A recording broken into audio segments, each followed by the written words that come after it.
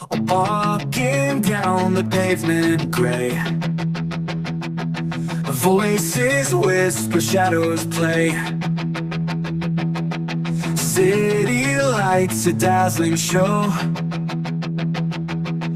truth in bits on breezes blow. New tales on the corner spread, eyes that hide what's left unsaid. Papers rustle, headlines bold, stories new and stories old. News from the streets of London town, echoes in alleys spinning round, whispers in the night profound, truth in silence sometimes found. Sidewalk poets lost in thought, dreams and hopes that can't be bought. Passing strangers, stories shared in the city's heartbeat. Lonely lights on cobbled lanes, rain that whispers like refrains. Footsteps echo nights unknown, city breathes a life its own. News from the streets of London town, echoes in alleys spinning round, whispers in the night profound, truth in silence sometimes found. Good evening, my darlings. Hello, my darlings. How are you? How is everyone? I hope you're all well and that you can hear me. I didn't actually do a sound check. Can you believe it? I didn't do a sound check. Should have done a sound check. Didn't do one. So let's see. Are we live? We're live. Live. Sounds good. Sounds good. You guys can see me. I can see you. And I have a new feature, boys and girls. I have finally got off my buttocks, my chubby little buttocks, and made a little thing to highlight some comments. So as you can see, there's scrolling comments there. There's also featured comments here. Hello, Transporter. Hello, CCD. Nice to see you, my good sir. Nice to see Transporter and all the wonderful videos. Actually, no, that was Reanimator. There's Tarzan saying bye-bye woke, and CCD again, and it hit and I hit the like button. I'm still a unicorn. Nice one. Sound and picture is good. Thank you, sir. Thank you, gentlemen. So yeah, so now we have that. That's happening. I'm gonna set it up on my other OBS right now. This is my alternate computer, if you like. It's the one I actually use the most. My other computer is mostly for live streams and stuff. But yeah, now guys, do me a favor. A couple of you put in some emojis and hit that emojis. Just throw in some emojis. I want you to see if you can see this bad boy happen. Just throw in some emojis, and that's another thing. That's another thing that's gonna happen. That'll happen too. So yeah. That's that's a thing. That is actually a thing now.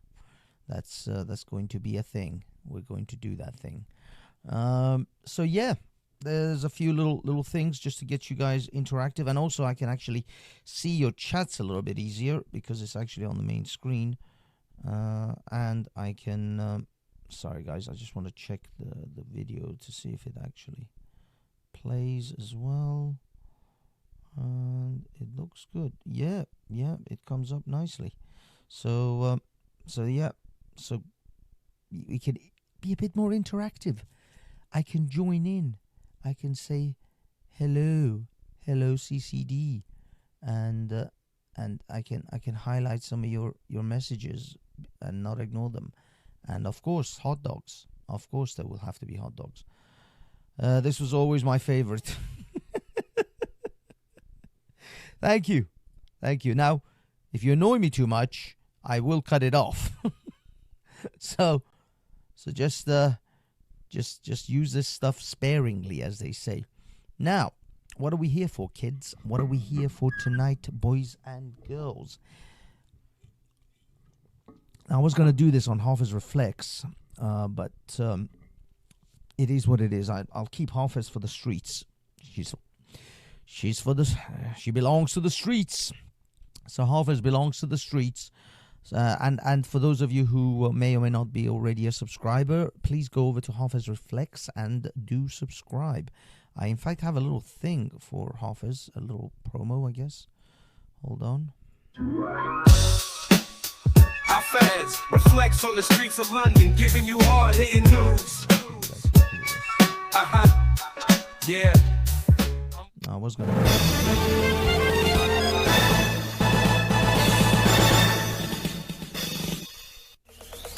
Zombie apocalypse.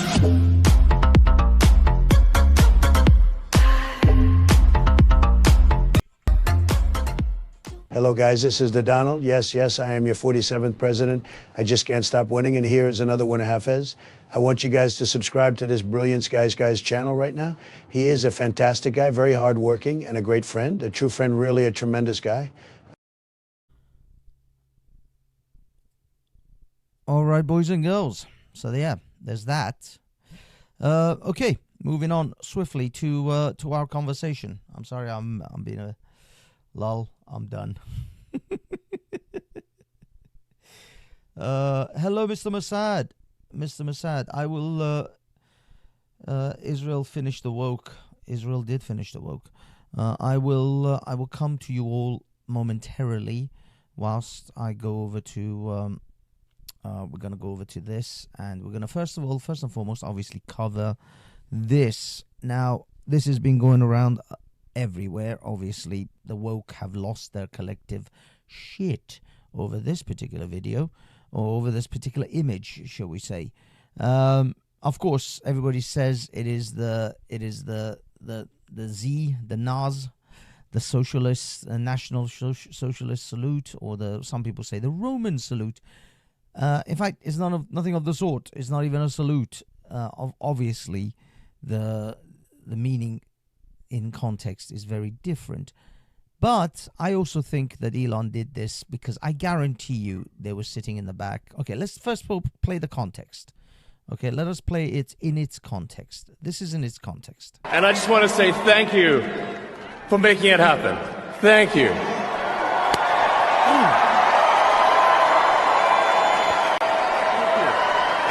My heart goes out to you.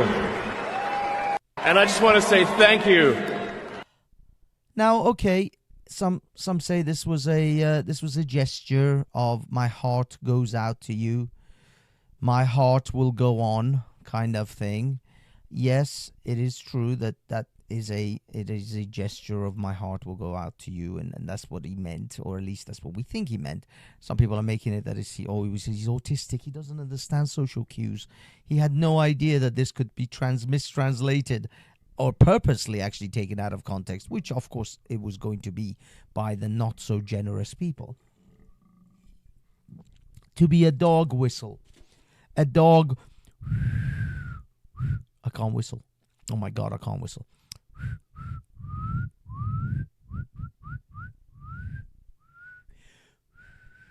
Okay, I can't whistle. At the moment, my lips are somewhat not whistly. Yeah, it was a dog whistle, or some would say a dog bullhorn, to the so-called Nazis. But no, it isn't for the far right or for the far crazies. I guarantee you, there was a moment where he sat with somebody, his wife, an advisor, some bunch of lads, maybe even Trump, and said, how can I squeeze a Nazi salute in my speech? How can I do it and have the left lose their mind? have these idiots make TikTok videos for the next year and a half based on this. What can I do to get these idiots all charged up? And there you go. And they're like, yes, if I pull this off. You know, there's actually a film which was about like a televangelist. I forgot what it was called now. It was, oh my God, it was the guy from Planes, Trains, and Automobiles. Steve, hold on. Planes, Trains.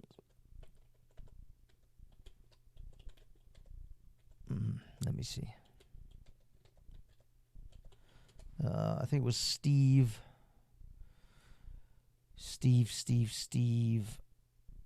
Martin.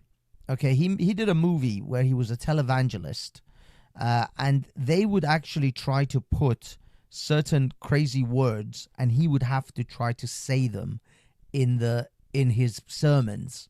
So he was this, like, you know, obviously a con artist, televangelist. They had people speaking, you know, he had an earpiece. This was kind of a mockery of an actual televangelist who actually did, I think, David Popoff or whatever, who actually had an earpiece where he was being told about certain audience members, and he could pretend that he's healing them, and Jesus is healing them, you know what I mean, all that crap. So televangelist, there we go. It was Leap of Faith. The movie was called Leap of Faith, for those of you who may or may not have seen it. Great film, actually.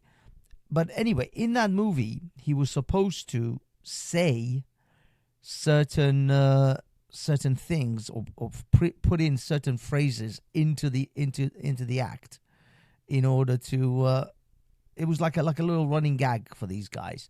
Like, okay, give him a word, I don't know, obscurious or gubernatorial, and he has to somehow fit that into the night's show.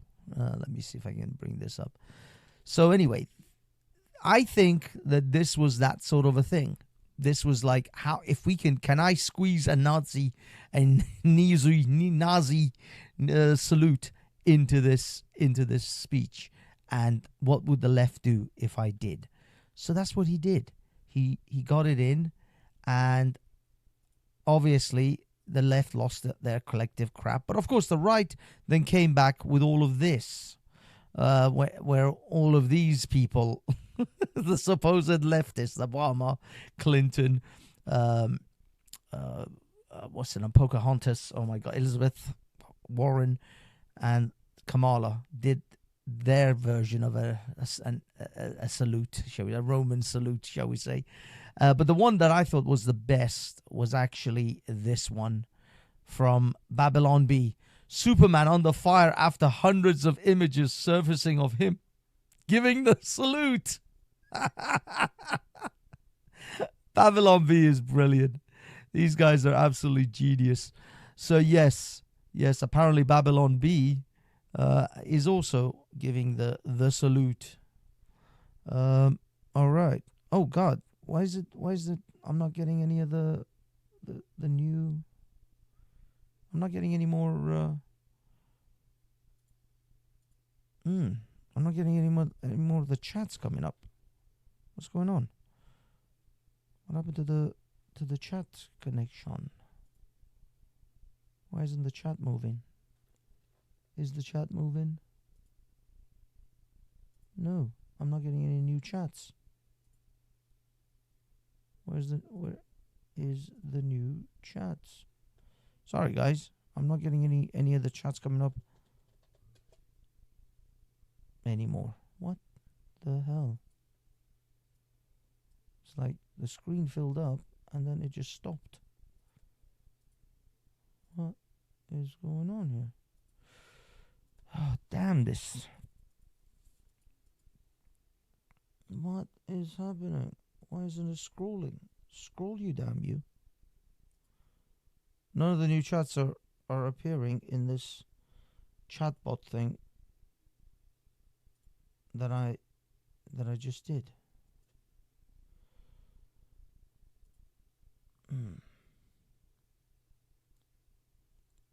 Is the new ones appearing for you guys? It's appearing on the screen, but it's not appearing in this side chat for me. What the hell is this shit? Sorry guys, just bear with me. Bear with me. It's not appearing. It just worked perfectly fine and then suddenly stopped working. It's bullshit. Absolute bullshit. Alright, well, welcome, Fun with Dirt.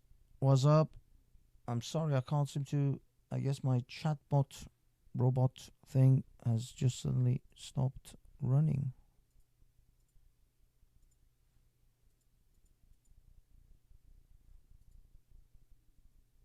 Son of a bitch.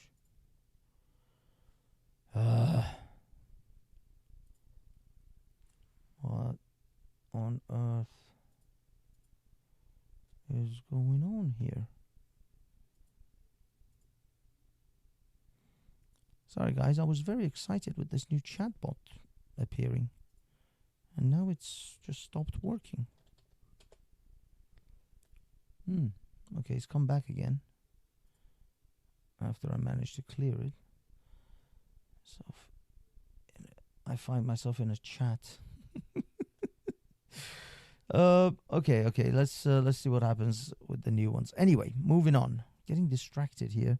Sorry, I introduced something new and now it's not properly working. So it's a bit of a bummer, you know?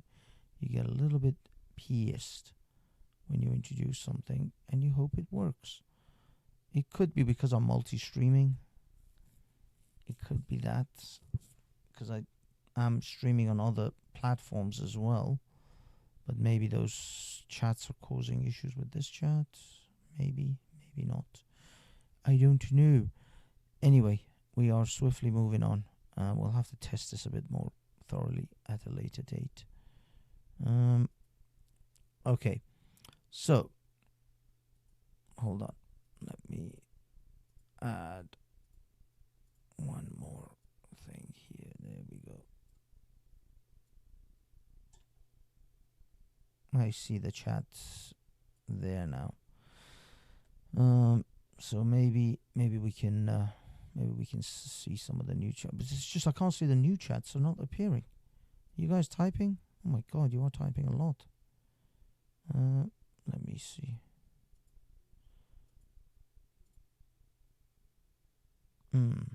That one went. Anyway, we're moving on. Babylon Bee. Yes, they did a great job at giving us a little bit of comedy on that one.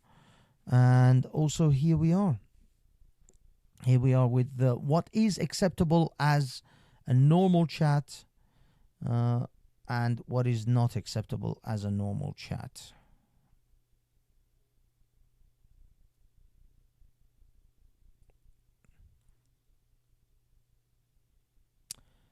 Yes, we're typing. Yeah, I can see you're typing now, CCD. But I didn't see it before, and it was weird. It was a weird one. I'm not sure what's going on. But anyway,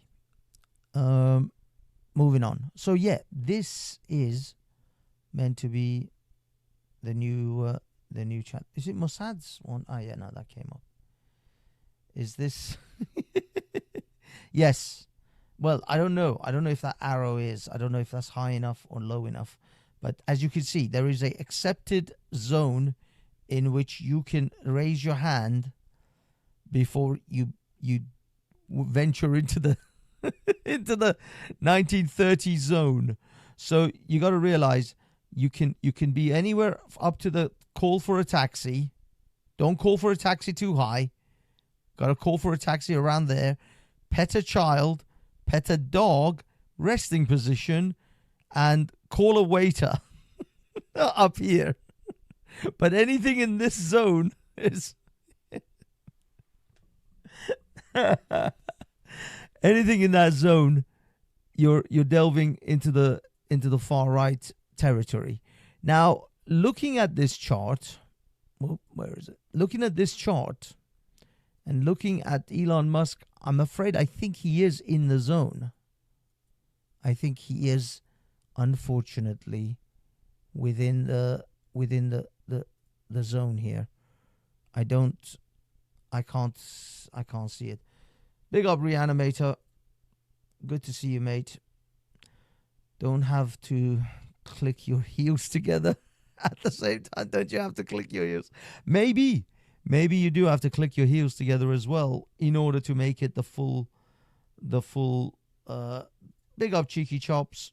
Good to see you. Amazon Alexa, I was feeling the love when Elon waved. I'm glad you were feeling it. It touched you. It touched you in a particular way. Okay, I guess this thing is working now because it seems to be going reasonably fast, and yeah, it seems to be working anyway. Yes, it's definitely working now. Thank you, guys. I think it just was a weird situation with this thing. I don't know. It took a while. Fun with Dirts. His facial expression is sarcastic. Oh, scarier. His facial expression is scarier. Yeah. I guess he's that's again a bad pause moment. But I don't know about the body movement. He's too angular. You see, you have to be very, back straight, very back straight, arm out, in order to really qualify.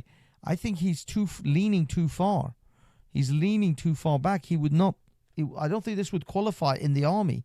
If this was in the SS, I don't think he would pass. He would be reprimanded for that. You see, actually, if you actually look at Hillary is far more.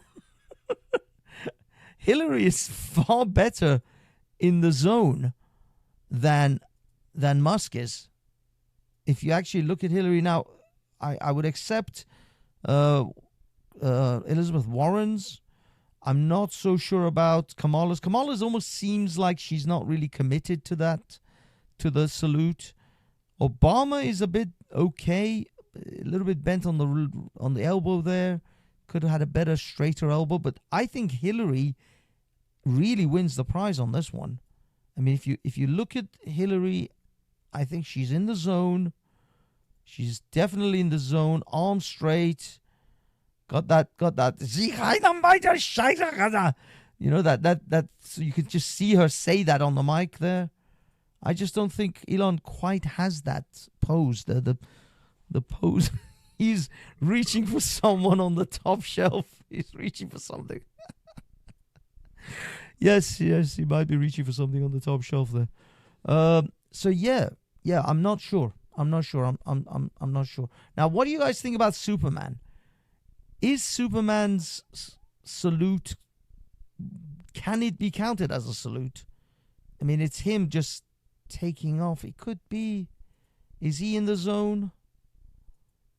Oh, sorry, guys. I keep going to this. Okay, this image. Someone created this image on an AI and sent it to me. And I just thought it was just brilliant. So I just got it because I wanted to show it to everyone.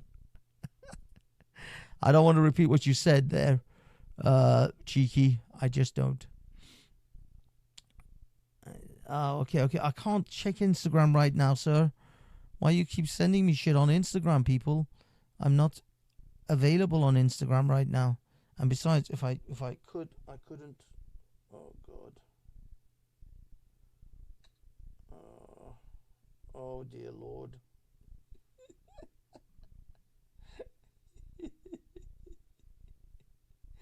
Okay, I can't share it right now. I can't do it right now.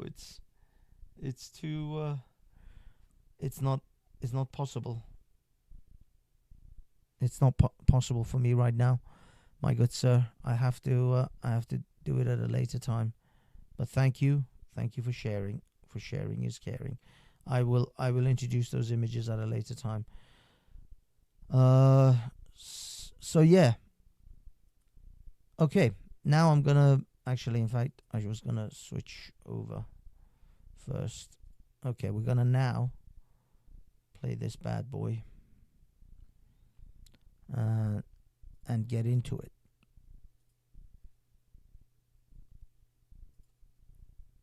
Tearing up all of the accords that we maintained on climate change. If you care about climate change, you care about the future of this world, then you must stand against Donald Trump. They have unsuccessfully tried to take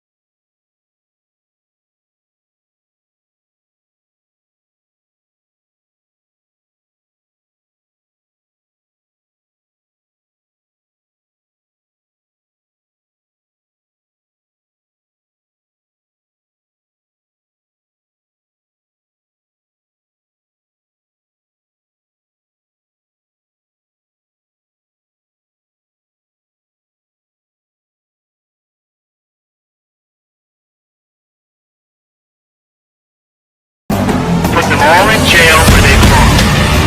You gotta get tough and smart, and you have to fight fire with fire. You can't allow this to go on.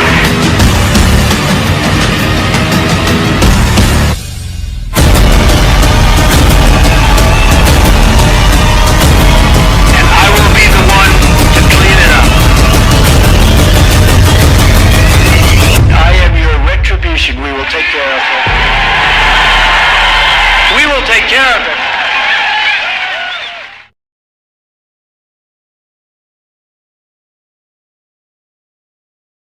All right. Okay, sorry guys, that was a bit loud. That was quite loud. I didn't expect that to be that loud. That was much louder than expected. Sorry, I'm laying down and it's very unprofessional. But then again, I am on the Banksy channel. And the Banksy channel is do what the F we like channel. I would try to be more professional and half as reflex. Like that's gonna happen. All right. I believe Mr. Mossad is throwing in some shade. Hello. Oh, is Based Welshman here? Oh, Based. How are you, mate? Lag audio with video you're playing. Yeah, but this wasn't the video I created. I don't know. The video and audio was sort of laggy anyway. I think they were a little bit off. But either way, how is Little Trigger? First of all, Based. Tell me how is Trigger. I hope he's doing well. Love the little guy. I hope all is well with you. I thought Captain America was the Red Skull's son. What? No, I don't think so. Sorry, I'm reading chats. Well, I shouldn't be reading chats. I should be. Hey, Curb, big up yourself, Mr. Curb. Yes, Mr. Curb. I have a little thing. I have a little thing that just that pops up and pops down. Deport baby. Oh, deport baby, deport. This is loud. Yes. Okay. I guess this is all past. Good man. I'm glad Trigger is good. I'm glad Trigger is doing well. The poor little fella. He looked so sweet, and his little red leg. I hope he's not chewing on that or anything. He's doing all right. All right. So where are we?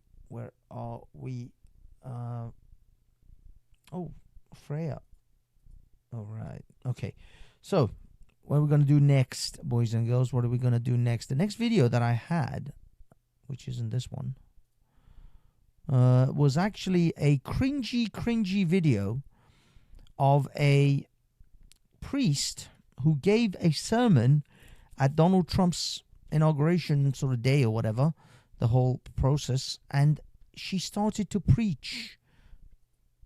Like, I mean, I know she's a preacher, but she started to cringy preach to Donald Trump, and she's some kind of LGBTQI bishop. Now, this is the problem. This is why you kind of begin to understand why the Catholic Church does not allow female priests and bishops.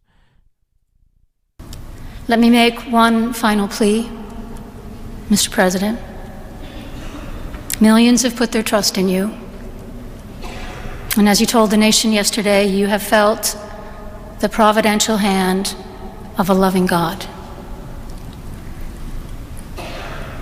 In the name of our God, I ask you to have mercy upon the people in our country who are scared now.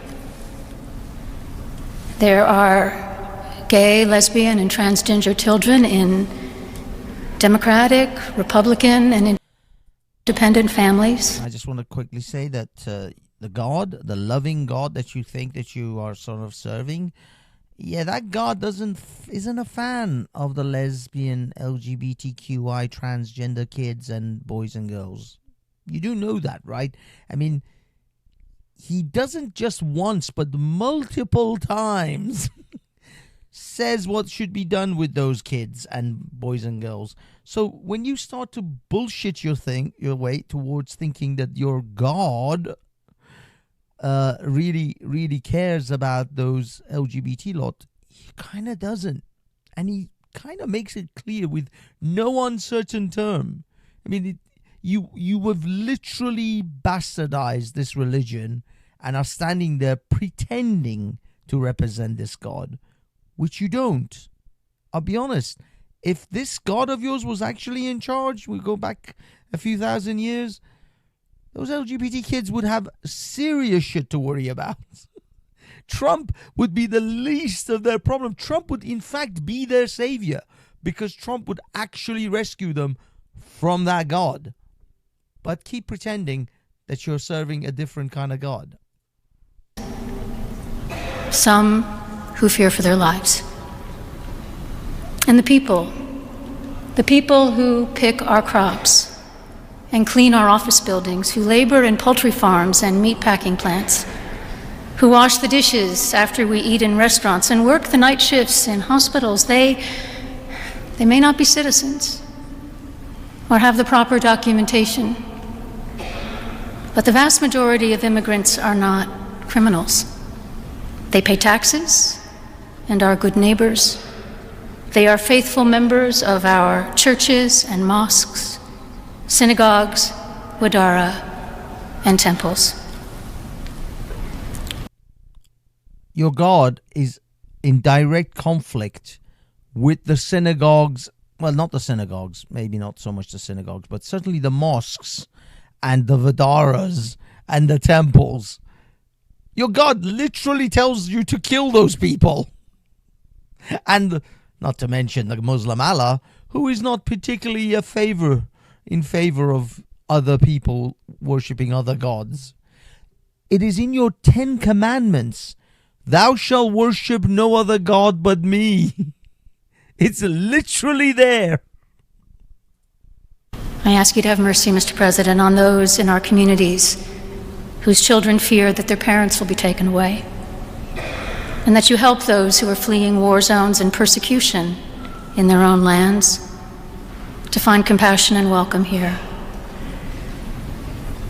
Our God teaches us that we are to be merciful to the stranger, for we were all once strangers in this land. May God grant us the strength and courage to honor the dignity of every human being, to speak the truth to one another in love, and walk humbly with each other and our God for the good of all people, good of all people in this nation and the world. Amen. Now, the funny thing is, there are videos of when you can actually see Trump and Vance's face when she's giving this sermon, and I guarantee you they are cringing, absolutely cringing when they're watching this crap. Let me see if I can find one. The culture of contempt. Let me see if it shows their face. Oh, here we are. This one actually does. It's like she's preaching away, and they are just like, oh my God, this is so awkward. Who the hell let this leftist activist in this shit? Look. We are. Look at this. Watch their faces. Are all bombarded daily with messages from what sociologists now call the outrage industrial complex. Some of that driven by external forces whose interests... Hold on. Look at Melania. Look at the smile she breaks out when Trump kind of like, look at her face like, what is this shit? We are all bombarded daily with messages from what sociologists now call the outrage industrial. Look, you can see he is bored as shit. And he's like, what am I looking at here? What the fuck am I here for? I'm the president of the United States. I just won the greatest comeback in the history of American politics. And I have to listen to this shit? Let's go. I got shit to do. Complex. Look at the smile on Melania's face.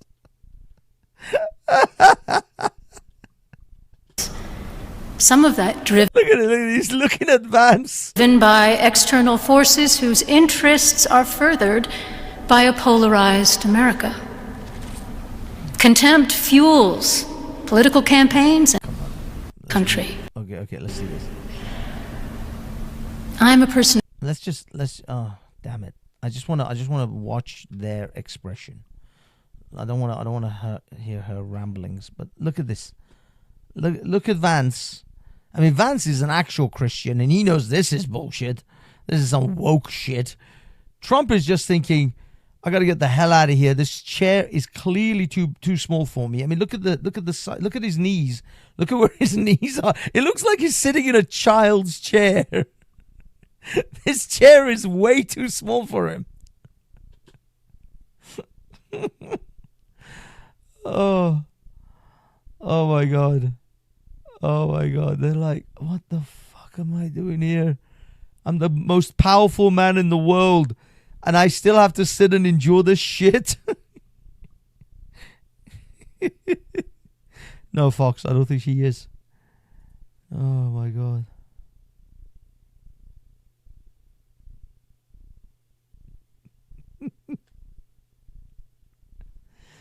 Let me. Oh. With its assertion No. Okay. Let me put of this innate back on. to pray Oh, here we and go. equality and dignity. And we are right to pray for God's help as we seek unity, for we need God's He's literally bored. You can see Trump help. is bored shitless. He's just reading this program, like how long this is going to take. JD Vance's wife is bored. Look at her lady. She's just like resting her eyes slightly. But only if we ourselves are willing to tend to the foundations upon which You got to see this. unity Okay, depends. hold on. Faith on the foundations of storm, the foundations and inherent dignity. Okay, let's go back. The first foundation for unity is another honoring the inherent dignity of every human being, which is, as all the faiths represented here affirm, the birthright of all people as children of our one God. Let me get to the end of this, because the ending is brilliant. You'd have mercy, Mr. President, on those in our communities whose children fear that their parents will be taken away, and that you help those who are fleeing war zones and persecution in their own lands to find compassion and welcome here. Our God teaches us that we are to be merciful. Sorry, I'm trying to... Great. Fucking thing just froze on me. Okay, come on.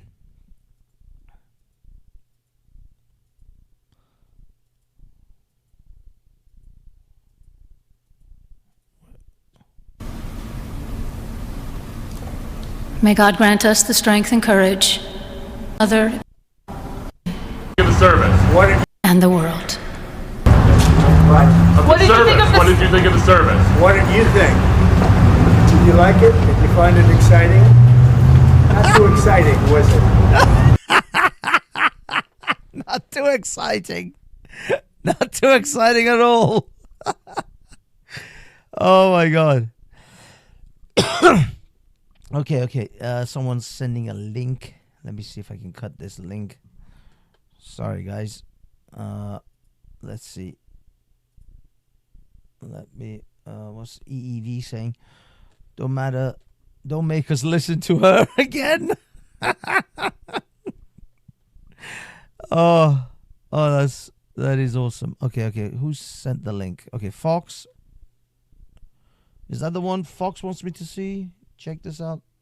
No, it's Fox is saying you got to see this, Banksy. Where are you, Fox? You got to see this, Banksy. Okay. Let me see if I can get this bad boy up in here. Bad boy's in the place, rocking down with the bad boy bass. Well, I welcome. Oh, this is Lammy. Oh, Lammy, oh boy. Let's see what Lammy has to say. The election of Donald Trump.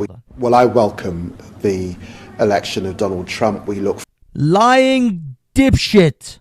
forward to working with Donald Trump at this tough geopolitical moment, recognizing that 77 million people voted for Donald Trump. He got more votes from young people, African Americans, Latinos than the Republican Party have got for some considerable time. We have a special relationship with the United States. It doesn't matter who's in the White House or number 10, and we look forward to working with Donald Trump over the next 4 years. Lying. Well, I welcome. Lying sack of shit. Oh, damn this guy. I mean, this is this sort of moment are the moments where you realize how much of a duplicitous sacks of shit, spineless, principleless. Even if your principles are shit, I will give you some credit if you have some level of backbone to actually stand up for your shitty principles. I would at least give you that. Like, okay, his principles and his policies are bullshit, but at least he's sticking to it. You know, he believes what he says he believes. These cunts, they don't believe any of the shit that they say they believe, that they say they want to do for the people and look after the poor and all that. None of these cunts believe this shit. That's why they fucking bend over so quickly and take it up the tailpipe. Lammy, this is my message to you, you shit. Oh, shit. Where is it?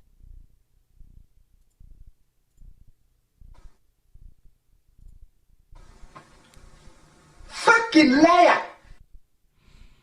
That's right. Beta! Beta! Beta! Oh my god. Beta!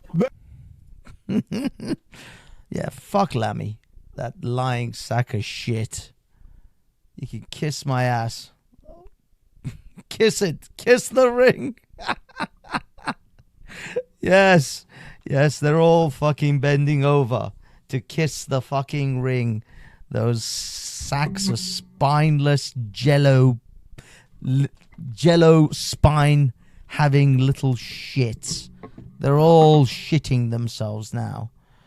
Fuck all of them, man. Fuck all of these assholes.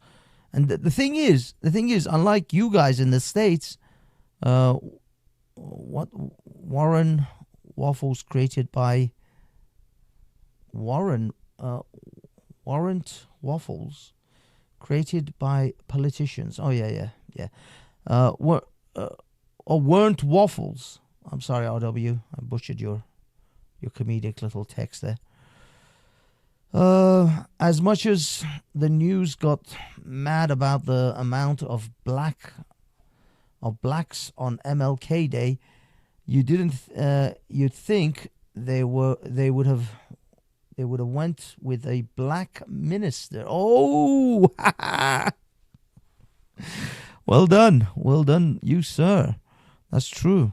You would think that they would at least go with a black minister if they were so worried about the old diversity quota. But I guess they're not. I guess they don't give a shit about the real diversity. Isn't Jesse Lee Peterson an alpha? Yes, Jesse Lee Peterson is not an alpha gay. He is a homosexual predator who actually went out in a very predatorial way after certain men. Yes, it has come out that Jesse Lee Peterson is in fact a predatory homosexual, not just your run-of-the-mill homosexual. So yeah, 100%. And okay. You look like you're laying in bed. I am laying in bed. There you go. I keep sliding down. I don't have a proper backrest here, so I just keep like descending every time. You caught me, EEV. You caught me. Okay. What is this? Banksy, what do you think about the pardon of the creator of Silk Road?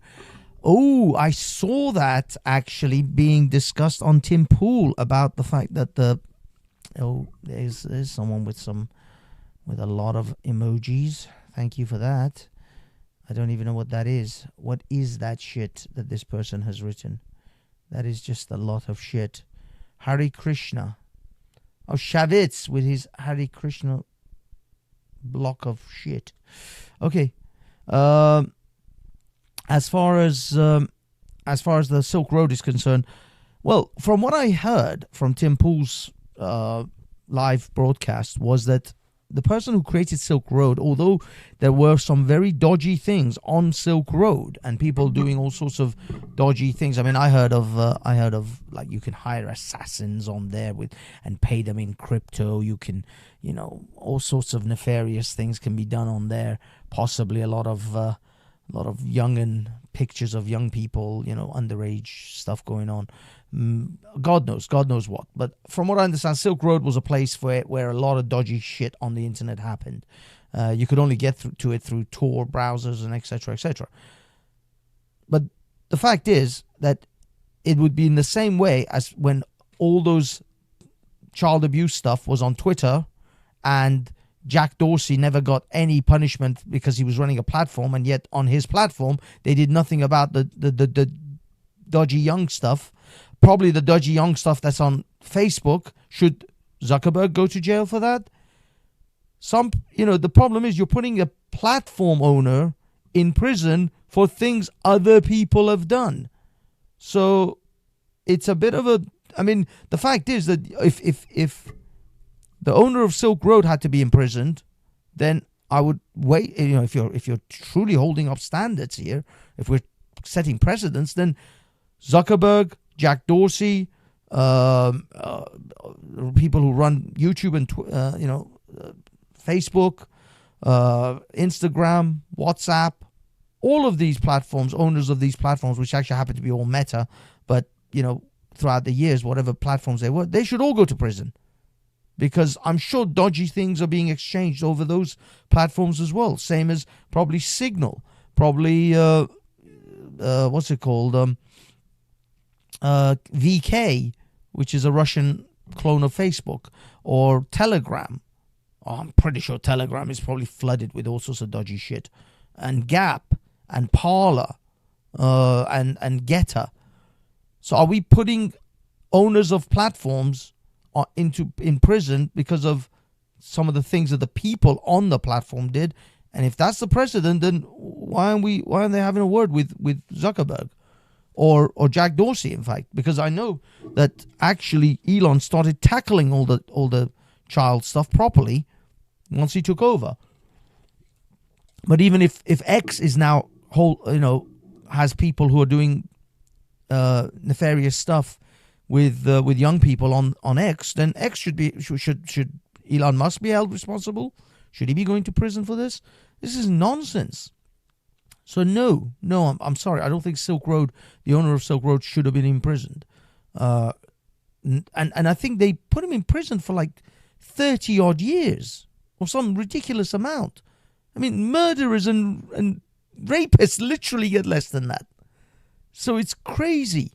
It's absolutely insane that this guy got such a sentence. Same as the 22 years for the leader of the Proud Boys for the January 6th thing. Insane. Another guy who got 19 years hasn't even been pardoned by Trump. He's only been given, I forgot, something else. Because it wasn't all pardons. It was pardons and some other things.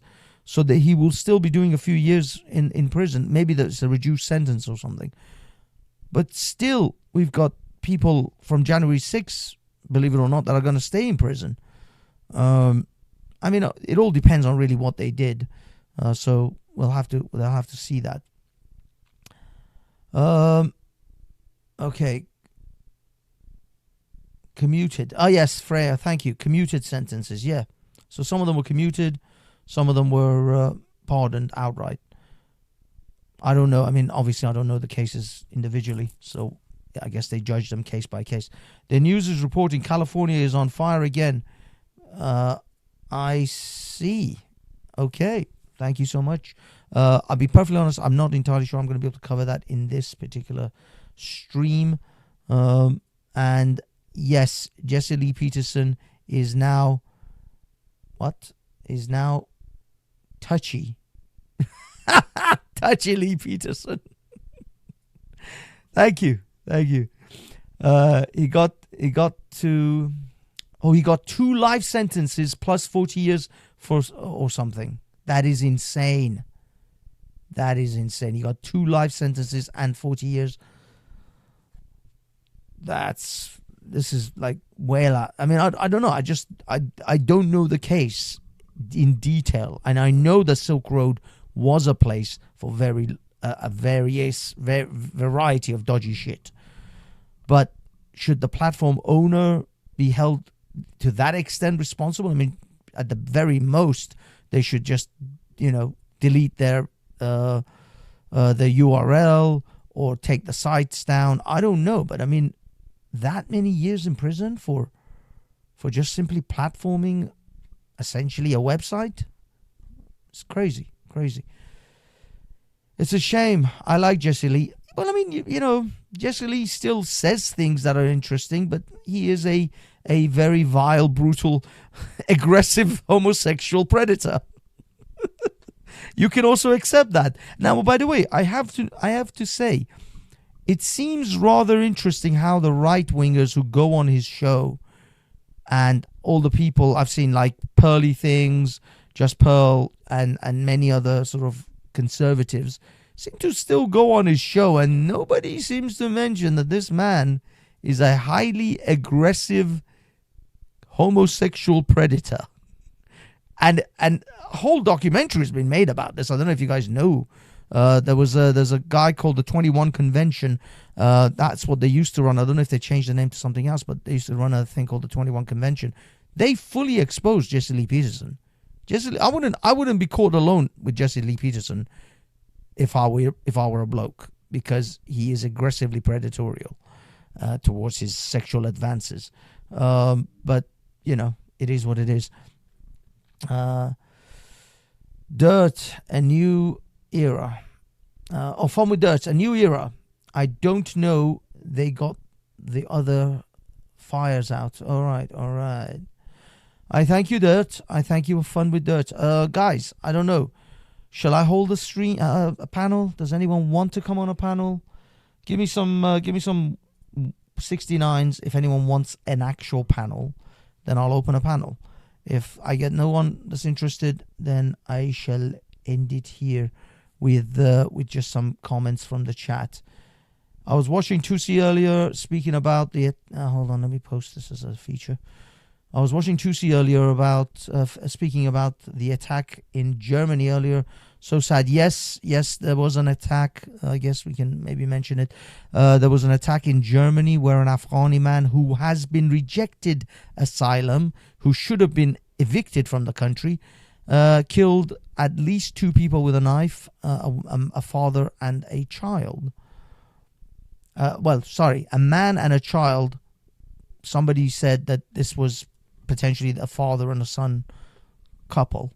So we don't know for sure. We're waiting for more details to emerge. But at the moment, that is what it is. I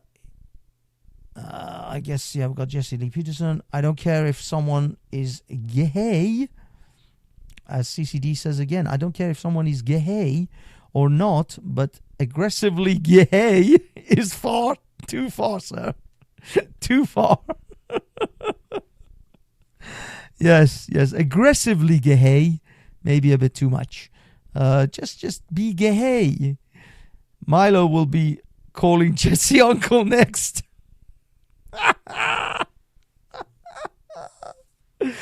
Possibly Milo will be calling Jesse uncle next. Omar in his sorry guys, I missed a whole bunch of chat. I don't see any 69s. What's the big business Australia saying? Banksy, could you handle a few years in the nick for Hafez TV offences? I hope not. But no, Hafez TV has no offences. Hafez TV has been extremely kosher. I'm trying to be in line with like YouTube's freaking guidelines, let alone breaking British actual law.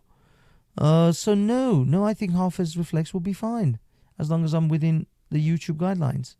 What's this one? Somewhere in LA. Oh, I see. There's a link for a fire, guys. I can't show everything. You're asking for a 69 while laying on a bed. Look, I'm just saying, anyone who wants to come on a panel. Oh, damn it. RW, CCD. Yeah, are you guys going to come on the panel, though? If you put a 69 in, you have to come on the panel yourself. Don't put a 69 if you're not willing to stand up to it. It's not willing to man up. Okay? I've got 2 69s. So I will put the link in the chat.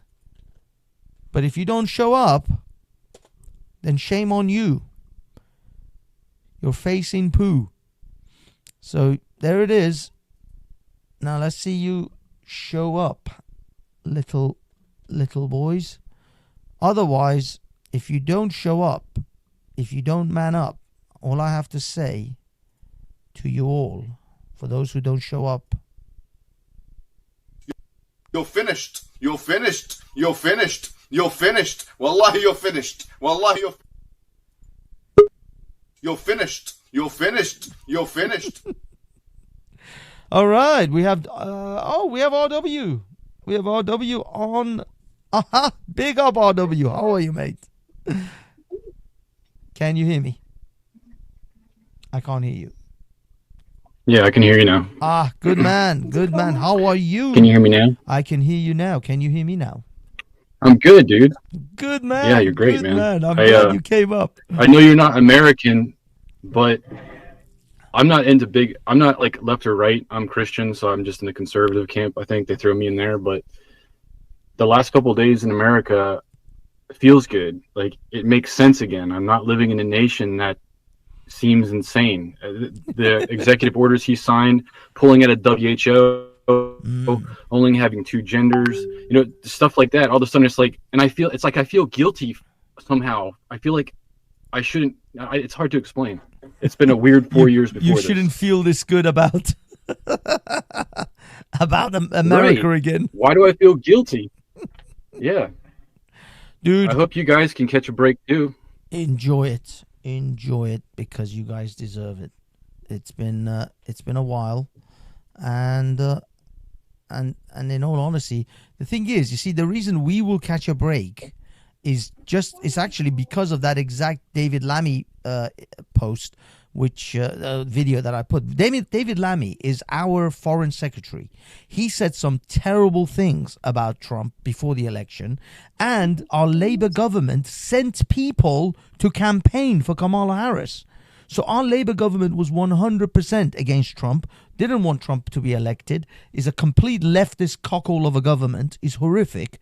But look at the way they're now having to bend the knee, having to kiss the ring, because they know. Do you think, though, that there's going to be repercussions, even though they're trying to save face? Do you think that there'll be retaliations because it was known that they did those things? Yeah, I mean, I think Trump will not be.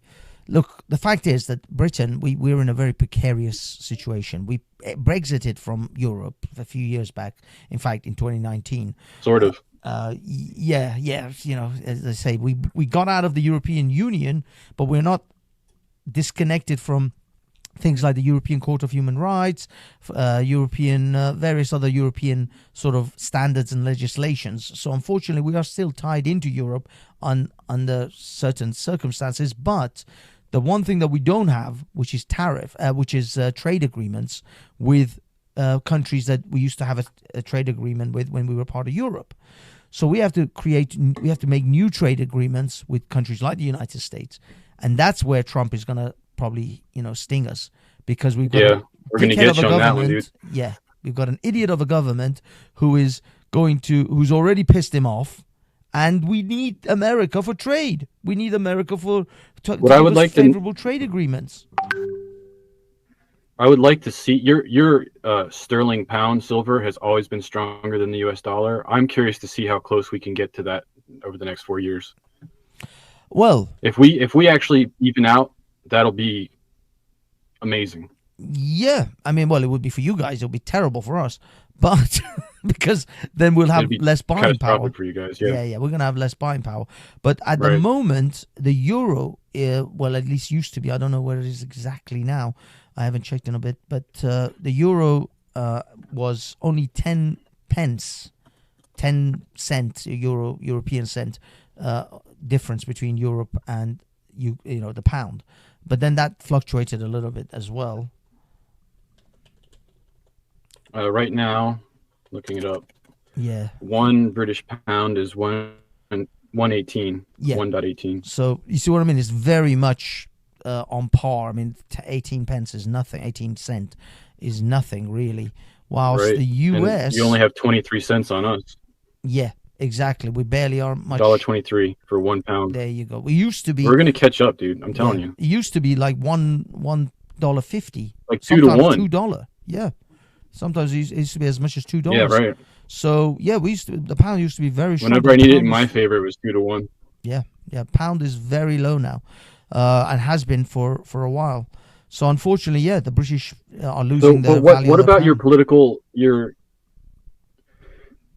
when is your next election? When is your next political shift? Like, are you guys going to do the Hegelian dialectic thing where you're going to swing back hard to the conservative side, or what do you guys see over there?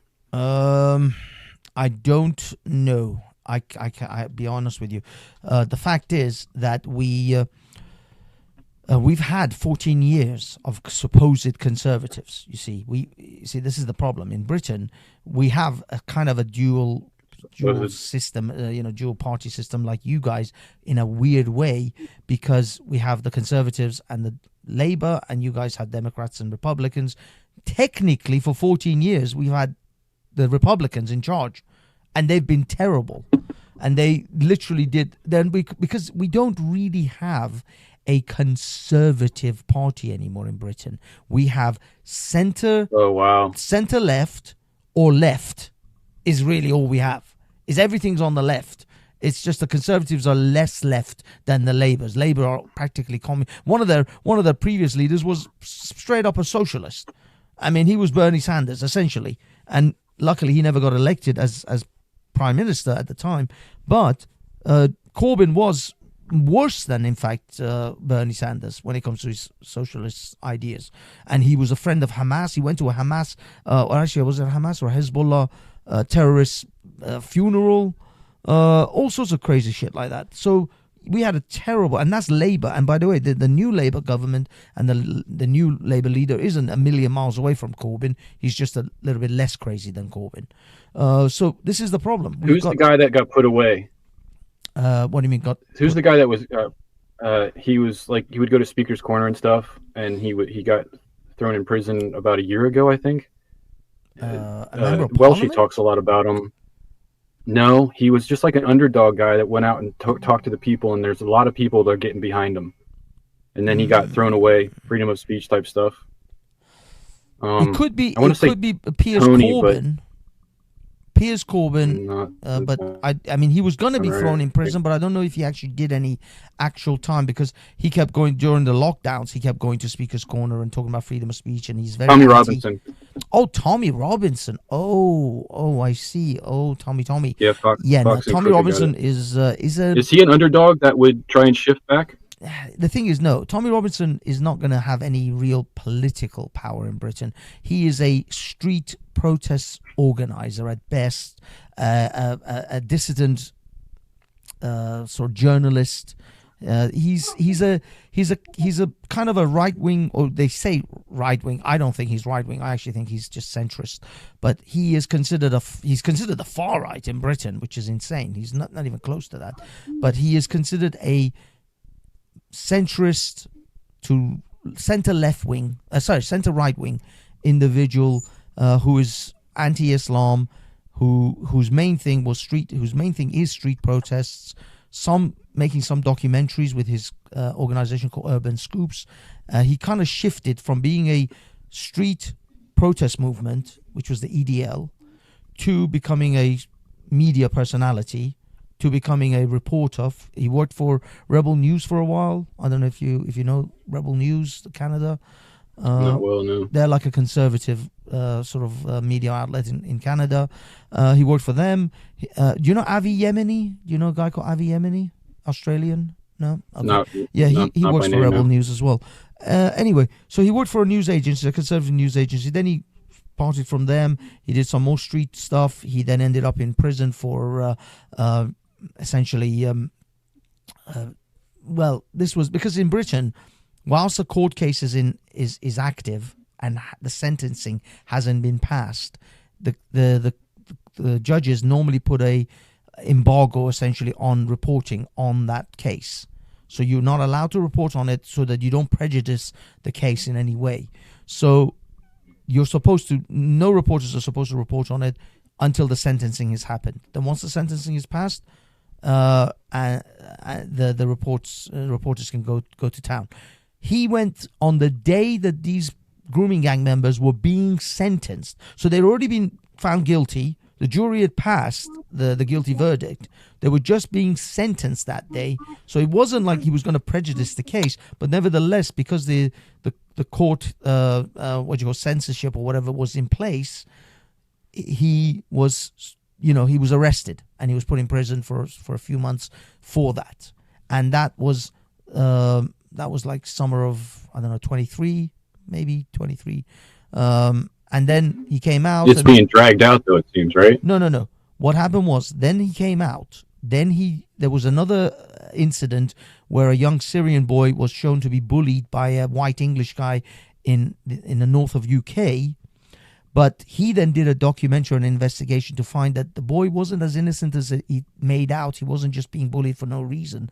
He was actually making lots of threats and lots of intimidations, and he wasn't a particularly nice guy to the other kids. So this other kid, who apparently, now this again may not be true, but what we heard was apparently or allegedly had this Syrian kid had threatened to say, like he said, like, I rape your sister.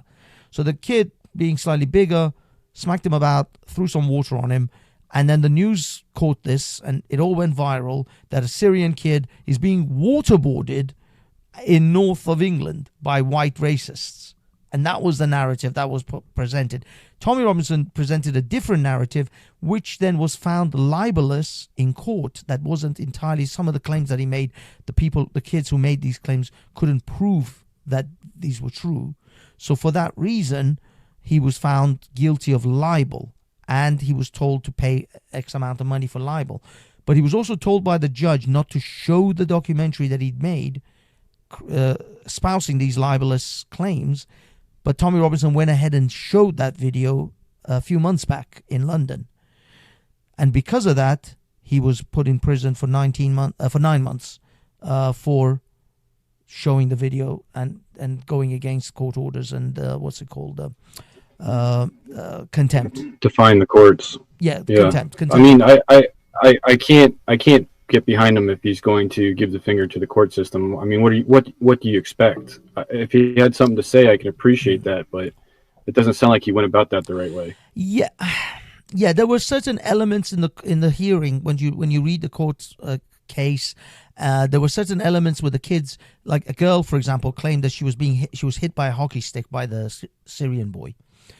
She had no evidence. She said she was on medication, that she'd been to doctors. There were no medical records. There were no school records to show that this incident had happened, that she'd been injured.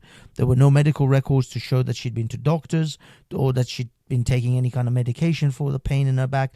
She said these things. Tommy then published them in that documentary, and they were found to not be able to be proven to be true in court. So unfortunately, there were a few incidences like that which he should have edited out of the final video. He could have edited them out, and there were other things that people had said which may or may not the court didn't find necessarily to be false, but there were a few claims which he should have at least edited them out of the final video and then maybe presented the video, and he may have not been as libelous or in contempt. But the thing is, from what I understand, the judge had told him the entire video would be held in contempt if he shows any of it. So I guess he figured, sod it, in for a penny, in for a pound. If I even edit those bits out, they're going to still hold me for contempt anyway. So I might as well just show it all. I think, now these are my estimates, these are my guesses. I'll be perfectly honest, I don't know, obviously, Tommy's mindset behind it. I only have some, bits and pieces of the information. The court papers are available online if anybody wants to check them out. Lots of other people have done reviews about this particular thing. But right now, Tommy Robinson, although a lot of people do claim that, yes, he is, essentially he's railroaded, because no journalist in Britain has ever been held for this, gone to prison for such a thing. Never. This is absolutely 100% like first time situation where a journalist, even after being found liable, has been put in prison for contempt of court. But the messed up thing is, no journalist would have defied the courts and willfully, held themselves in contempt. I mean, Tommy pleaded guilty. He didn't challenge this at all. He went to court, pleaded guilty for contempt of court, and he was put in prison. So he knew that he was doing this. He's totally wrong that he's doing this, and he will be put in prison for it. So my question, I guess, is if he's not a political figure, because in America what's happening right now is Project 2025. The Heritage Foundation definitely has its fingers into the cabinet here, and they're going to push America into a religious church-state scenario. They're going to combine aspects of Christian ethics and secular legislation. That's my understanding of what's happening. And if we do that, if we're going to pave the way and do that, I'm expecting other nations to kind of do the same thing at the same time. And if that's the case, is there any political underdog figure in the UK already on the stage that would be able to take up that banner and move forward with it? Okay, the only party, or the only possible party that we have in the UK that right now a lot of people are putting their hopes and dreams into is a party called the Reform Party. Now that is run by a guy called Nigel Farage. I don't know if you've heard him, because he was actually campaigning for Trump during this election cycle. So he is the one who a lot of people think they'll come in, they'll reform. They're literally called Reform party, so they will reform Britain's situation and bring us further into move the Overton window further towards the centre and make Britain a much more centrist place. Their biggest campaign promise is about controlling immigration, lowering immigration, pretty much most of the stuff Trump is talking about. You know what I mean? A lot of the stuff Trump has said. Becoming a bit more conservative, putting Christianity at a bit more of a central role in Britain, things like that, possibly. But I'll be perfectly honest with you, reform. There is no way reform is going to be re-elected is going to become the British government in the next election cycle. Britain doesn't move this way. Historically, Britain just doesn't move this way. The Conservatives and Labour, I'll tell you this, Reform Party literally came about around 2020. I think that was around when they emerged. They were kind of wishy-washy. I think it was like the Brexit Party, then they became the Reform Party like a few years later. So essentially last year they had 3 weeks to muster, or was it 3 weeks or 6 weeks to muster a campaign to become a viable political party in Britain. They're babies in the political sense, because I'll tell you why. The Conservatives have a building in Britain somewhere, I forgot where, that was built in 18-something. That's how old the Conservative Party are. They're like 100 and something year old party. And same with the Labour. Labour are like decades old. These parties are very much entrenched into British society. People have habits. They go in, I've always been a lifelong Conservative, I'm just going to vote Conservative. I've always been a lifelong Labour, I'm just going to vote Labour. That's how it's been for decades and decades. And it is very hard to make meaningful shifts in the British public. Now... So, question. So, Australia has the same vibe as Britain. They have two parties, and that's what gets voted for. You have the Greenies that are kind of like the tree huggers that are considered crazy people, and then you have these people that follow Pauline Hanson, the One Nation Party or whatever it's called. Oh, okay. There's no chance, quote unquote, that she's going to win. But at the same time, she's an underdog, and her movement is just climbing because she's the only one that's speaking in a way that makes sense. It's the only one that's like, oh, we need to actually conserve water so that if there's a fire, this and that. Oh, we want to actually lower the taxes so that families have money to pay for stuff. When all the other parties are just talking crazy in comparison. Mm-hmm. So it sounds like, I don't know if it's the same vibe over there with Farage, but even though it's like a snowball chance in hell, I'm just curious if there's some type of event that all of a sudden is going to switch them on to no longer being the underdog. Like if there's a third world war against the Muslims or something. It seems like there could be some type of tinderbox. The thing is, in Britain, sorry, hold on. I think Fox is saying I think they will line Farage up for that type of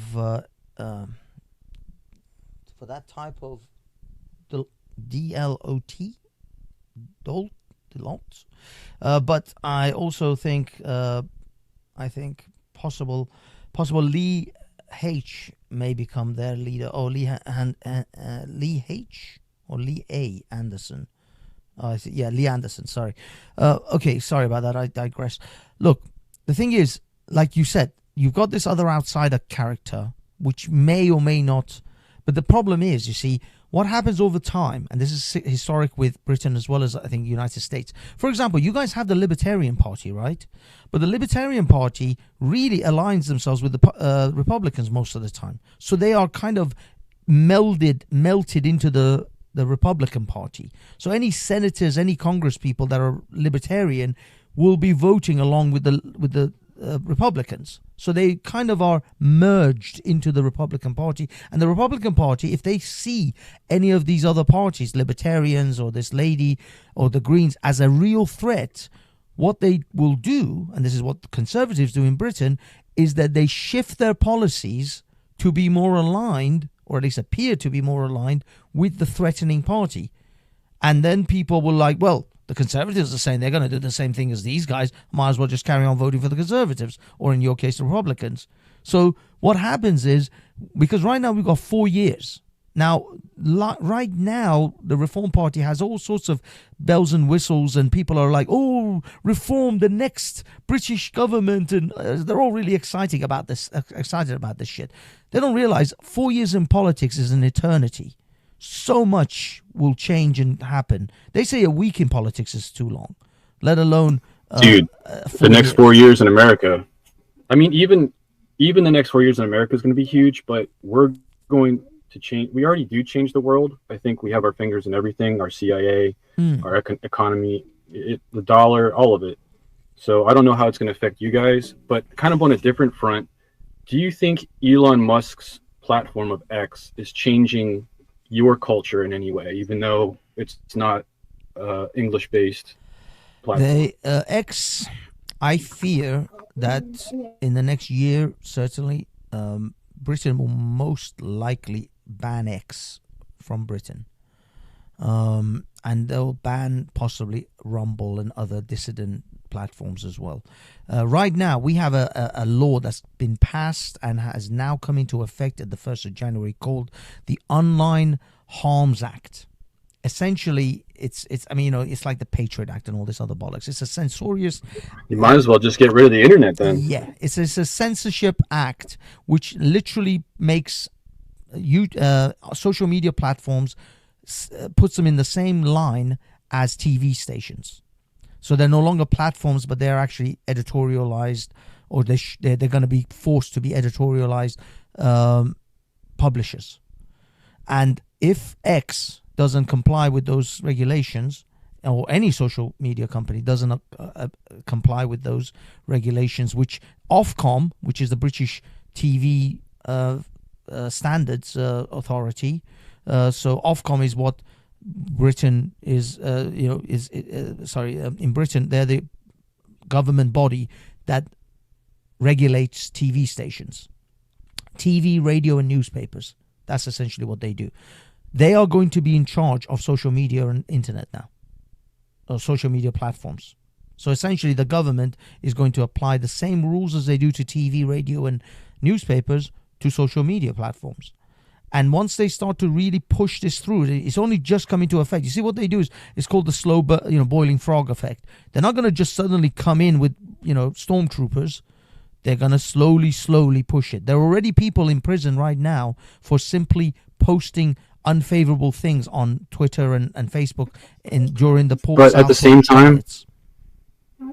same time, though, Elon Musk is not just offering a platform. He's giving people internet, high-speed Starlink internet, and he's also slowly turning the temperature up, where if a ton of Britain gets on Starlink, and then, a ton of people are getting on X, and he's creating the All app where he's planning on having a phone and planning on having economy trade and everything through his platform on his internet. If he saturates the market, and the UK says, "All right, screw you guys. You're not following our rules. You're out of here." You would almost cripple yourselves to walk backwards from all that technology. You know what I'm saying? Yes. Yeah. Well. Yeah. To some extent, yeah. We will. I mean, the thing is, there is precedent, by the way, for this. You know that Rumble is banned in France. If you're not on a VPN in France, you can't use Rumble. X is already banned in Brazil. Is it Brazil? Yeah, it's in Brazil. It's banned. Yeah. And the Brazilian government have actually instigated that you will be fined, I don't know, several thousand, I guess, liras or equivalent to dollars or whatever, if you are caught using X in Brazil. So precedent is already there for other countries, supposed liberal, we're not talking dictatorships, we're not talking Iran. I mean, Iran has banned Facebook, Twitter, and YouTube like 20 years ago. Saudi Arabia has huge restrictions on the internet over there, same as Dubai, same as Pakistan, India. They all have restrictions. China, of course, famously.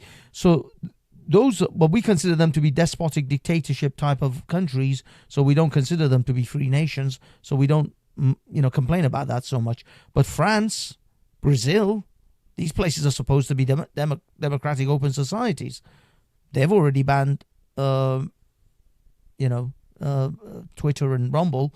So if Britain does it, it'll be a a watershed moment where an Anglo-British, Britain being like the people who founded the Magna Carta, where where America's Constitution is built on British, standards. So it will be a watershed moment, but I don't see it as an impossible thing. I see it as a very possible thing. It's very much gonna doable. So if this government, if any government's gonna do it, it'll be this government, this Labour, ultra left, ultra woke government that we have. If they don't do it, then actually there's hope for us. But if they, how many years have until the next shift in government there? When is your next election or whatever you guys do? As I say, in 4.5 years, give or take. That's a long time. Yes. Yeah, you have a long time to accomplish that. A friend of mine last night was sharing with me that Rumble is owned by the wife of someone in WEF. So I thought it was funny when people are banning Rumble and the fact that it's even a free speech platform, because if it's owned by the WEF and you look into their goals, they're not interested in free speech. So I know. But the thing is, this is the cat and mouse game that these guys play. A lot of these so-called free speech zones or free speech platforms who are extremely successful and big, I don't really consider them to be free speech as such. I see them as more valve releases. They are not really. Well, to me, it's cooker. You're allowed to speak freely, but you're also being algorithmically labeled and placed in certain tag boxes, so that at any point in time, there's no excuse for your defense. Yes. The thing is, the way I see it is, like you said, it's better for them to give you that free space or free speech platform so that they can monitor and control and keep an eye on you, than for you to go off to some hidden platform where they don't know what the hell you're doing, they don't know where you are, they don't know what things you're listening to and dealing with. So you're better off to be on a Rumble. Do you think that exists? 100%. I mean, there are places on the internet. The internet is immense. People really don't. Most of the time, they don't have a real grasp on how big the internet is. The internet is not your Facebook, Google, and YouTube and X. These are where the normies are. In fact, someone talked about Silk Road. Mm-hmm. That's the hidden corners of the internet. That was me. Sorry, I didn't hear that. Yeah, that was me. I was the guy that talked about Silk Road. Oh yes, of course. Yes, the Tor browsers. There's dark corners, but I'm just saying, anybody that thinks that they're using incognito mode or going to a dark corner of the web and thinks that they're going to say something and it's not going to be seen, I have a bridge to sell you. No, don't fool yourself. The thing is, there are. Accept the fact that you're saying something and it was said and it happened. Well, yeah, look, there are ways. I'm not going to give anyone details of those ways. There are ways and there are browsers that you can use that are not. I mean, the thing is, you do know that you can be on the internet without a browser, right? The internet is available in a coded form, on a what's it called, a command line. I used to use bulletin boards. I never had a browser. I never used. I used the internet. In fact, before Internet Explorer was available. Admittedly, it was Netscape. But browsers are simply an environment, a framework which allows you to navigate the pages of the easy website. User interface. Yeah, it's a user interface. It's not how you can. It's not the be and end all of getting onto a website. You can get onto a website without a browser. You may not have all the pretty buttons and pretty things to click, and you may have to navigate slightly differently, but you don't need a browser to get on the internet. But of course, yes, your internet service provider could be tapped. There's a whole host of other ways that the government can actually find out what you're doing. But there are platforms like Signal and others that you can get on, which your communication is properly encrypted, at least reasonably trustworthy to the level that what's his name, that guy who had to run away to Russia, Snowden. He recommends Signal, believe it or not. Yeah. So were you surprised? A little bit of a side wall here, but were you surprised at how peaceful the inauguration day was, or the January 6th? I said this actually in a stream a few days ago. If Donald Trump's inauguration goes without a hitch and it's extremely quiet without millions of protesters, to me that is a signal of how the left is broken. They broke the back of this particular camel, and I think that's what happened. I think they don't want to make noise anymore. No, it's not. It's just they are not. The defeat of the left in this election cycle wasn't just in the election in the polling stations. It wasn't at the polls. It was a psychological humiliation and destruction. It was a psychological destruction as well as an actual physical win. They had free reign. They damaged themselves with freedom. Yeah. But the fact is that they just they're demoralized right now. Right now, the left and the Democrats, or whatever you want to call them, the wokies, are utterly demoralized because they didn't just lose. What do you think will? I'm just curious. If they're demoralized now and they've defeated themselves with their own freedom, what will they need to then stand back up and keep pushing forward in the insane war front? Well, I mean, the thing is, it's always the case. Your enemies, if you don't, you see, right now, and this is some people's intentions. Okay, I'll actually play something for you that will illustrate what I'm saying. Right now, what Trump and the Republicans and the conservatives should do is this: life to crush your enemies, see them driven before you, and to hear the lamentation of their women. So really, right now, that is what the left, the conservatives should do. They have the momentum to totally eviscerate any essence of leftism. There's a problem. There's a problem. So that works for the mindset and the ideology of the right, but he used very definitive pronouns and genders for the left to have any understanding of what Conan was just talking about. Sorry. Yeah, I know, but I don't know how far we're going to push. I know sadly, Protestant Christianity is going to kind of mimic the Dark Ages here and take the common good ethic and force it. You know, like, this is what's right and we've decided it, and if you don't do it, you're going to be punished. I'm worried about that direction. I love Jesus, man. I love him, but I don't want anyone dictating what that means. So if we're going to start doing that, that's the other side of the spectrum. It's not the rainbow spectrum. It's the black and white spectrum, but defined by some guy. You know what I'm saying? I get what you mean. It's just what you were saying in regards to what is the left going to do. If the left isn't eviscerated, isn't completely humiliated and crushed, they will gather their banners, they will collect themselves, have a little cry, because that's what they'll do, and then pick themselves up again, dust themselves off, and get back to work to shove pronouns down your throat. Now, for the next 4 years, it's obviously going to be hard for them, but Trump is this is it. This is a one-term guy. He's gone after this. Unless Vance or some other Republican steps up and shows the same level of strength and fervor to push for the next cycle, he's gone. And if the Democrat gets it next time, these guys will just march through, as if nothing had happened in the last 4 years or in this 4 years to come. So that's where you are. That's where you are. These guys, you see, these guys are extremely motivated in their philosophy, in their worldview, and they've captured the vast majority of the educational establishments, and they're still there.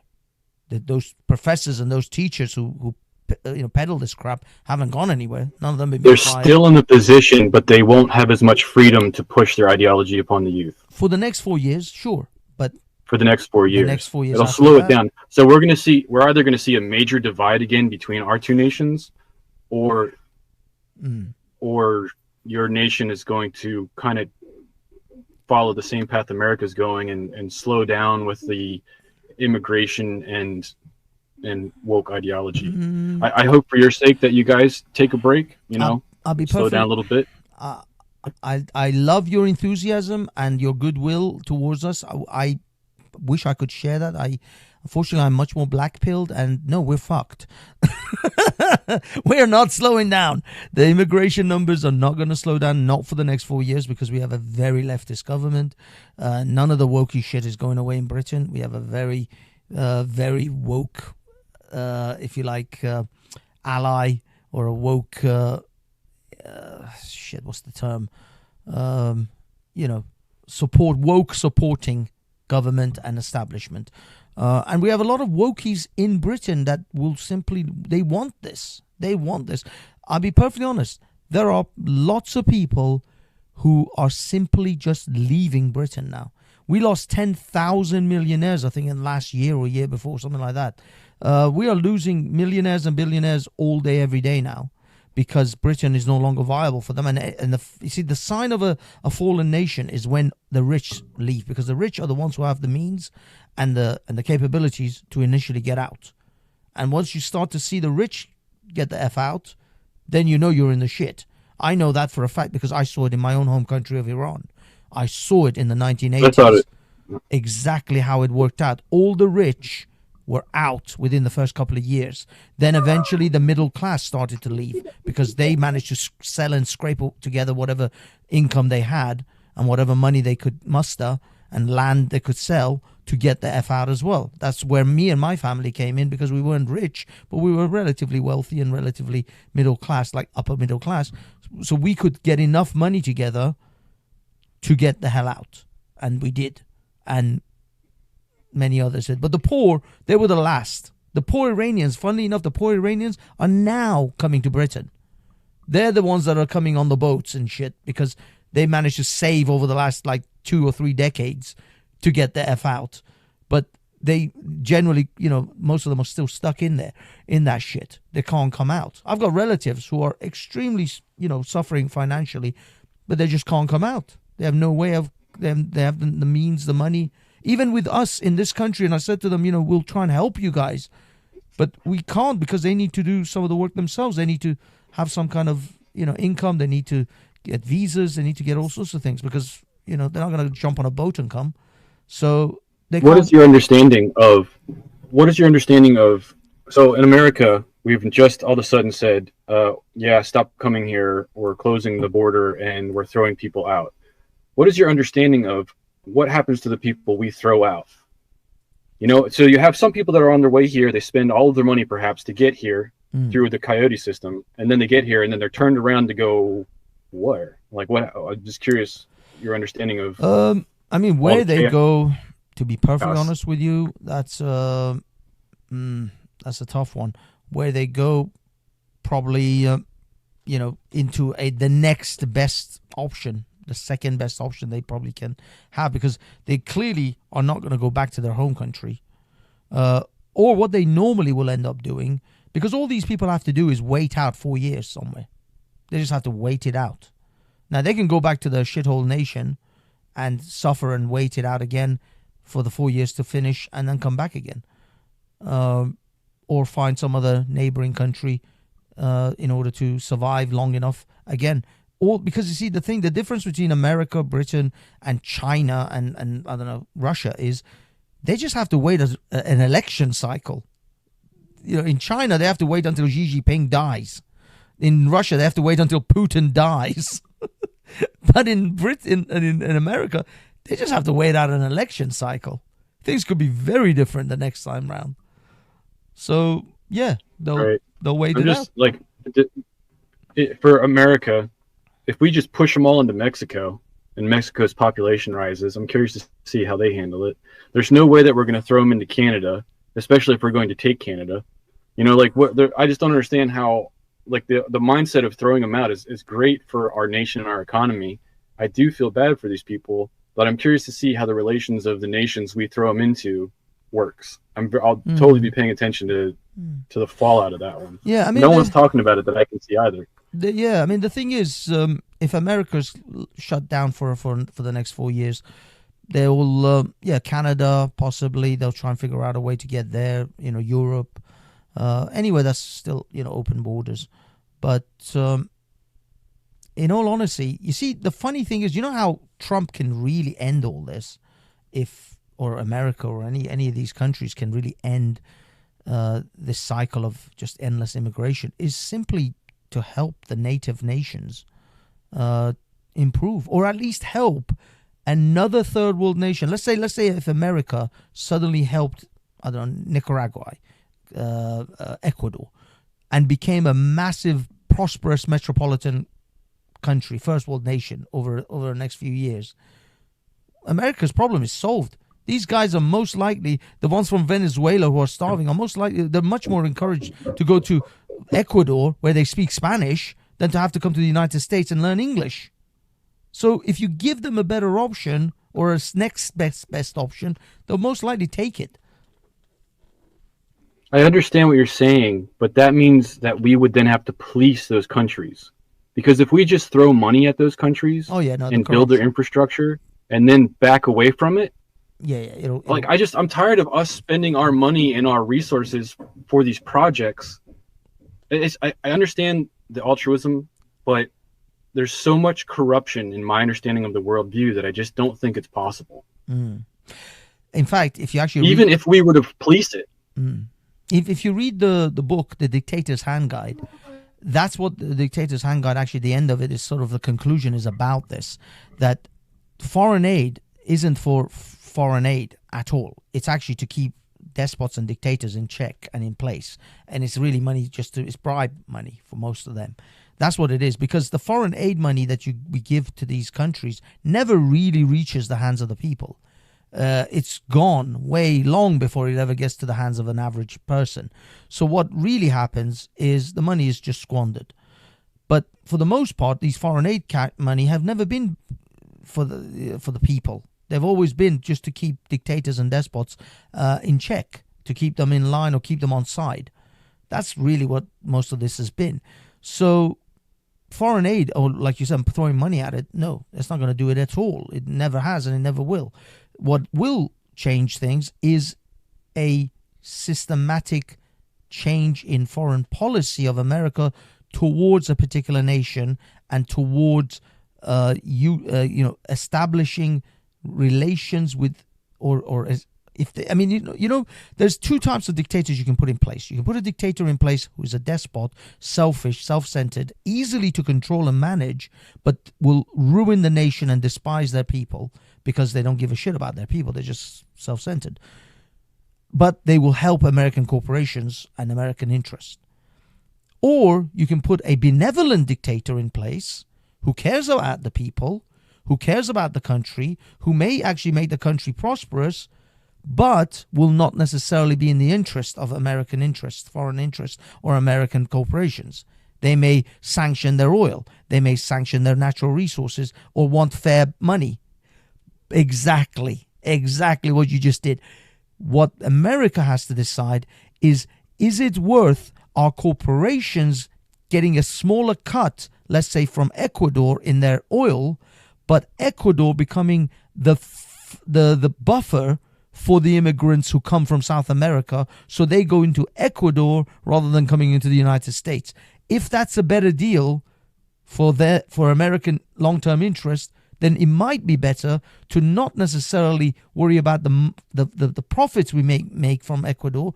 We forego those profits, but let Ecuador become the buffer for us for immigration.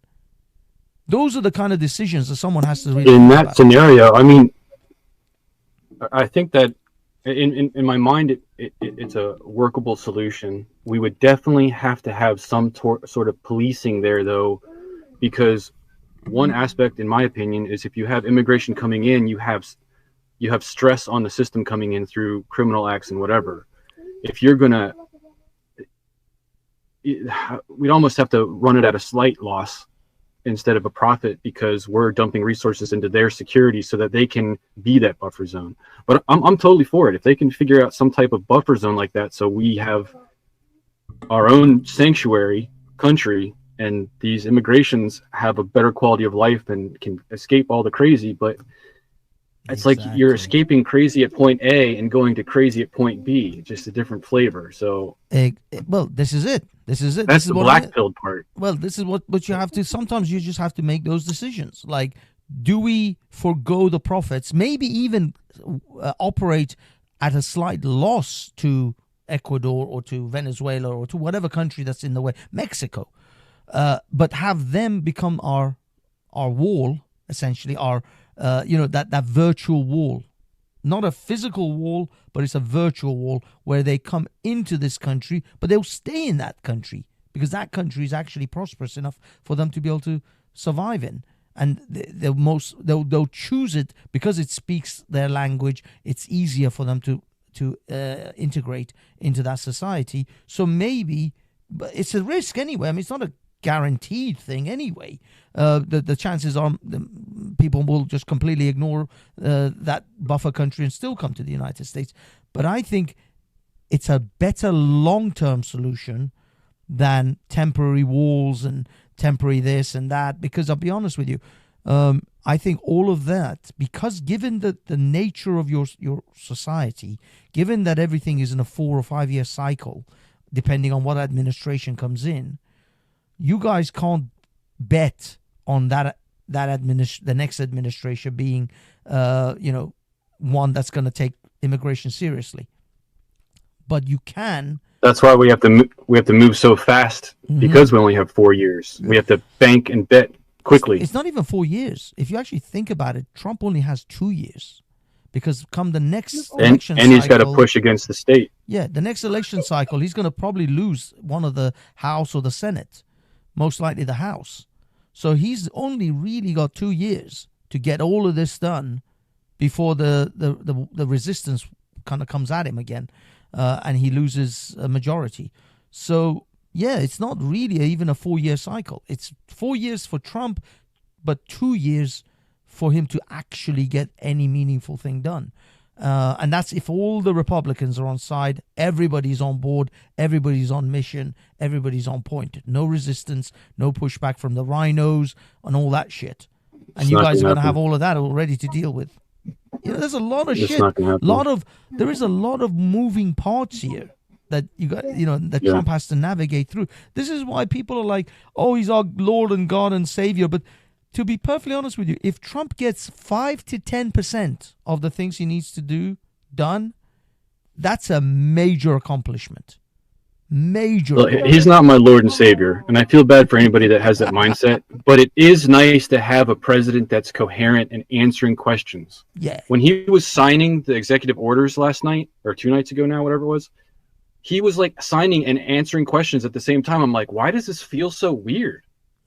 Like, he's just like, we don't have some anyway geriatric sitting there only able to chew gum or walk at this, but can't do this both of them at the same time. I look forward to at least having a coherent person, even if people don't agree with him. He's at least much awake. It's just a real experience again. At least he's awake. I mean, can you imagine? Oh, sorry, go on. I gotta back out. I just wanted to thank you for having a chance to think out loud with me for a while, and I hope to see you on the pub if you can make it. Yes, Smoker Steve's definitely, guys. RW is a regular on Smoker Steve's channel. Now I'll find the link. If an admin can find the link for Smoker Steve and just pop it in there. Are you RW? Are you an admin in the chat? If you are not, no, I will make you an admin. Just pop something in the chat so I can see you. I'll make you an admin, and then pop Smoker Steve's link in there for me, please. And that way we get Smoker some. Good man. Thank you. Let me do this. Yeah, we're gonna have a lot of stuff to talk about. But again, I thank you, and no worries. I hope everybody in the chat has a good day. No worries. Take care. Congratulations on Trump. All right, boys and girls. Let's go back to ourselves. So, guys, I guess no one else is willing to pop onto the chat or pop onto the panel. So we'll call this a night. I'm glad that it, even though it was a bit slow, it did get going. The old chat thing. I don't know if you guys enjoy the chats. Do you guys enjoy the emojis? Let me get some get some feedback, or generally, if any of you watch this, I just subscribed. Good man, thank you. RW is now an admin. He's a mod, so RW, feel free to put in Smoker Steve's link if you can find it. I'm a little bit tied up right now, but either way, guys, I think we're done. If you guys like the way the chat goes and these sort of pop-ups and stuff, if you like the emojis, let me know. If you find them annoying, also let me know.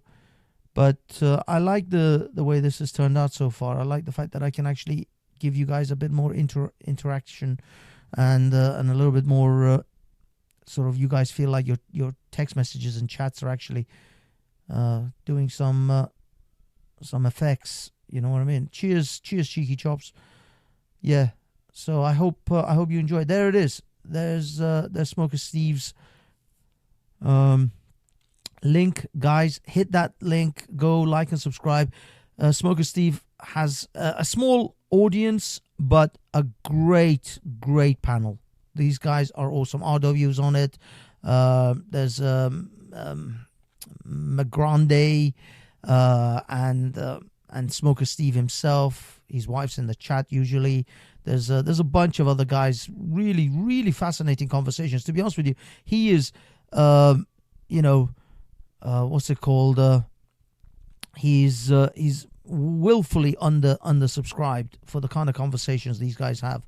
They genuinely have really good insight and good conversations. Yeah, there we go. There's the guys. Last Dance, Alfred, Afid, Topple, Welshie, of course, bass Welshman. These are the usual crowd. Echo Chamber, not an echo chamber. Exactly. Yeah, we got conservatives, we got liberals.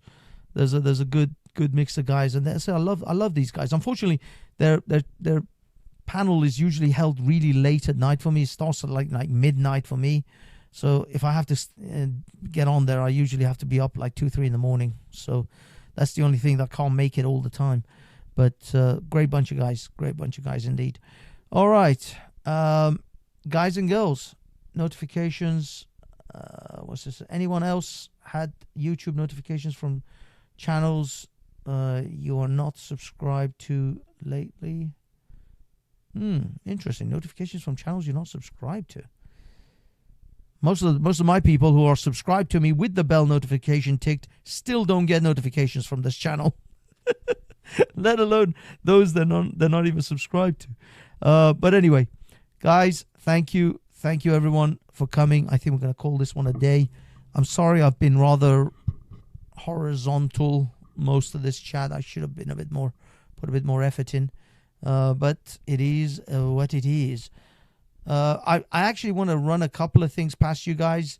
I want to just run a couple of comedy bits whilst we're here.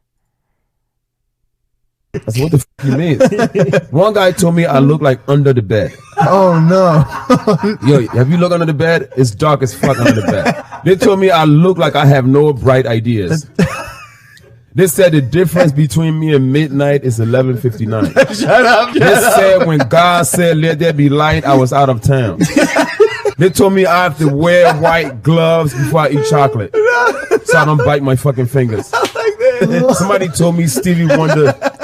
They told me Stevie Wonder sees me every day. That's dark as fuck. That's what the f you mean. Right, one guy told me I look like under the bed. Ran it again. That's what the f you mean. One guy told me I look like under. Okay, here we go. So yeah, guys, as you know the routine. Hello, this is Kamal. I know I lost to that guy, but I still would love you to subscribe to the Banksy Style Live channel. I am ready to get my case of baby oil and head down to my P. Diddy freak off. See you later, bitches.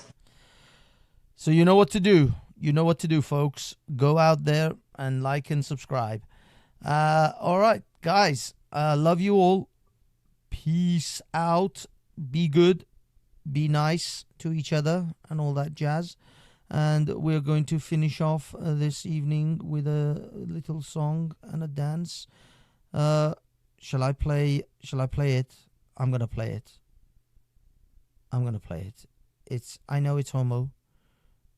I know it's a, I know, look. I know this is going to be, I know what you guys are thinking. I know what you're thinking. Gay! But I'm gonna play it anyway, because that's the mood I'm in.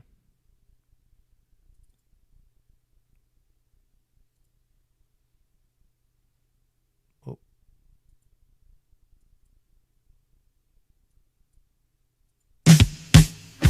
Hi! Where happens your weatherman? And have we got news for you? Let's get ready, all you lonely girls, and leave those umbrellas at home. Humility's rising, barometer's getting low. How low, girl? According to all sources. What sources now?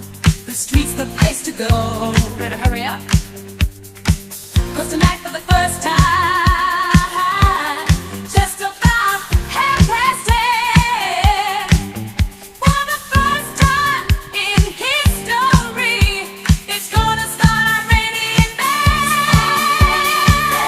It's a raining man.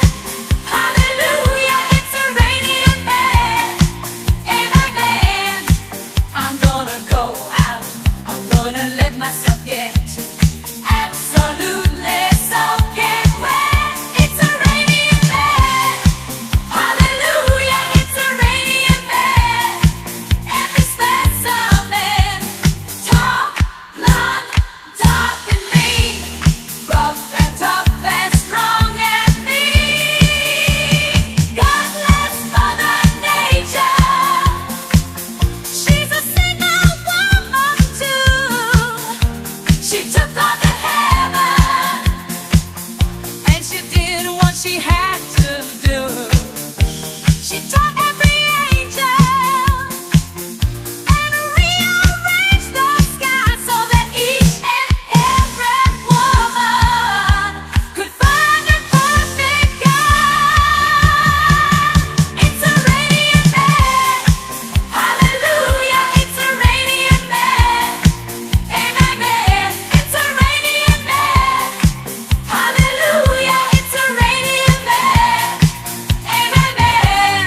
I feel stormy weather moving in, about to begin. Hear the thunder. Don't you lose your head. Rip off the roof and stay in bed. Stay in bed. Let's Mother Nature. She's a single woman too.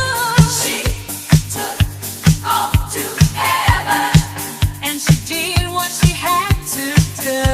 She taught every angel. She rearranged the sky. Every woman could find a perfect God. It's a radiant man. Yeah. Humidity's rising. Humidity's rising.